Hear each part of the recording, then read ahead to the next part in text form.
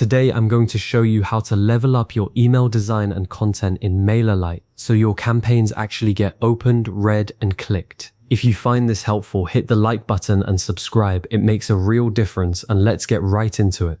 Most email marketers spend hours tweaking colors and fonts while neglecting the thing that moves the needle most, how the email actually reads. MailerLite gives you a powerful editor, but the tool is only as good as the decisions you make inside it. Here are 3 things that will immediately sharpen your campaigns. First, write like a human. It's surprisingly easy to slip into stiff corporate language the moment you sit down to write. Your subscribers didn't join your list to read press releases. They joined because they trusted you. Use conversational language, the kind you'd use in a message to a friend. Keep paragraphs short, 2 or 3 sentences at most. When someone opens your email on their phone, and most of them will, they're scanning, not reading word for word. Short, punchy paragraphs make that scan feel effortless. Second, give your reader one clear call to action. One of the most common mistakes in email marketing is loading a single email with multiple buttons and competing offers. When you give someone too many choices, they often make no choice at all.